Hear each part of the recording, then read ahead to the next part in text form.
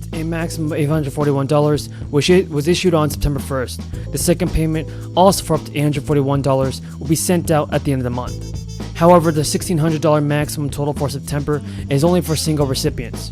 An eligible individual with an eligible spouse receives up to $1,200 per payment, while a stipend of $420 per payment goes to those living with or providing for SSI beneficiaries. The program is overseen by the SSA and provides monthly payments to adults and children with a disability or blindness who have income and resources below specific financial limits. SSI payments are also made for people 65 and up without disabilities who meet certain financial qualifications. You might be eligible to receive SSI monthly payments even if you already received SSI or SSDI or retirement benefits. About 7.6 million people receive SSI benefits, in fact, and not everyone gets the same amount. You might get more if you live in a state that adds the money to the federal SSI payment, or get less if you have other income. Because of the way the system works, 2 SSI payments are sent in September, April, and December. But that doesn't mean you're getting extra money.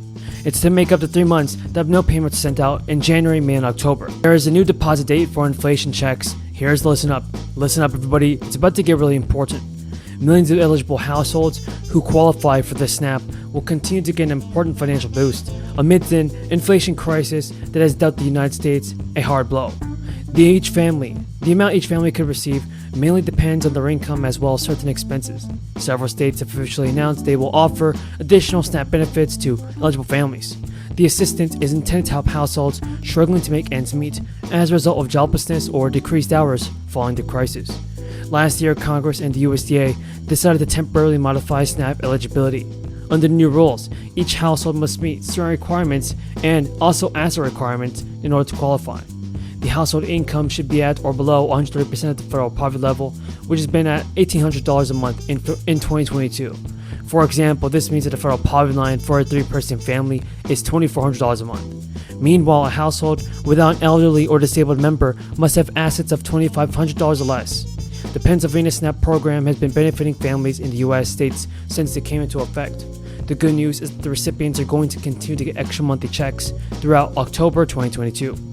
And now, due to the crisis, SNAP recipients have been receiving extra monthly checks as well. On July 15th, the Biden administration extended the federal emergency declaration due to the crisis for an additional 90 days. Therefore, the SNAP payments will continue through the end of this month. The extra payment will bring households that are only eligible for a partial benefit up to the maximum benefit amount for their household size. Households that are eligible for the maximum benefit amount will receive an extra $95 a month. In the upcoming weeks, millions of Americans can anticipate receiving some financial assistance. Due to new tax rebates, Illinois taxpayers will soon get checks in the mail. Illinois is also passed early this year into providing one-time individual income tax refunds, as well as rebates on property taxes for people who meet certain specific requirements. Residents must have paid Illinois property tax, and also those who submitted a 2021 tax form will automatically be reimbursed. Illinois citizens can still submit the form online to receive the rebate. There is also an update on student loan forgiveness. Democratic Representative Alexandria Ocasio-Cortez believes Americans should be more supportive of one another and that we can start by embracing President Biden's student loan forgiveness plan. Ocasio-Cortez mentioned other programs that use taxpayer dollars to benefit specific populations. The first-time homeowner benefits, Medicare for senior citizens, and roads that even public transit users help fund through taxes. While collecting just over $4 trillion in revenue. With the return of legislative in an attempt to ease Americans' demand and slow inflation, Powell clarified in the speech that additional rate hikes are on the way, further eroding optimism for a soft landing. Powell also stated, reducing inflation is likely to require a sustained period of below-trend growth. There will be likely some softening of labor market conditions. The Fed has targeted the labor market as a key battleground for fighting inflation, and Powell has cited the massive imbalance of worker supply and labor demand. Government data published last week indicated the U.S. was still touting roughly 2 jobs openings for every available worker, underscoring just how tight the labor market has become. A growth recession could even drive the unemployment rate sharply higher if enough companies lay off workers to bolster their balance sheets. The rate is around 3.7%, just a little above the 5-decade low since before the crisis. To press the fight against inflation that she said is hurting lower-income Americans the most, That will mean more interest rates increases and keeping rates higher for longer. The majority of people now say price increases are causing financial hardship for households, and up to 49% in January and 45% in November. Millions of people are going to see a decrease in their monthly benefit checks. Democrats and Republicans are being urged to approve an expansion of monthly child tax credit payments. A relief proposal has been put forward that would send out $350 checks every month to eligible Americans. And now, new food insecurity data, released by the U.S. Department of Agriculture today, provided the latest evidence that the enhanced child tax credit and other relief programs passed in the first 2 years of the crisis significantly helped millions of people to support their families last year. And with much of the aid now ripped away, households are again struggling to make ends meet. The agency's annual report on food security showed that about 1 in 10 homes, or about 13.5 million households, they didn't have enough food in 2021. Overall food insecurity remained the same from 2020 to 2021 and grew worse for older Americans.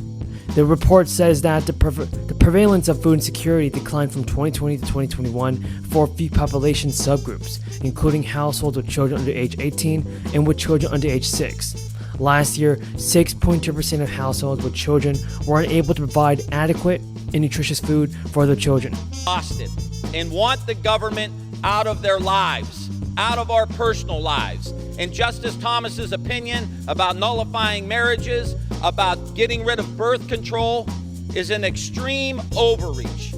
This is a country built on freedom, and it is time for us to stand up. The exhausted majority, Democrats, Republicans, and independents, saying we want limited government and we want it out of the private lives of American citizens, especially the women of the United States. Madam Speaker, I rise to talk about a very important issue in this country. This country is a country that has been and was founded on the idea of freedom. This country has fed more people, clothed more people, cured more people, and liberated more people than all the other countries in the world combined. And the source of American power has always been the great American middle class, which we need to have an aggressive policy to rebuild. And the strength of the American middle class has always been connected to our energy policy. Do we have a policy in this country that will allow us to dominate the world in manufacturing, to dominate the industries of the future, to keep costs low for both business and consumers? And so I'm rising here today in support of this permitting process bill that we will be voting on here this week. This is an important opportunity for us to mobilize and move the natural gas industry in places like Ohio to both reduce costs here for manufacturers and consumers, and for us to export this product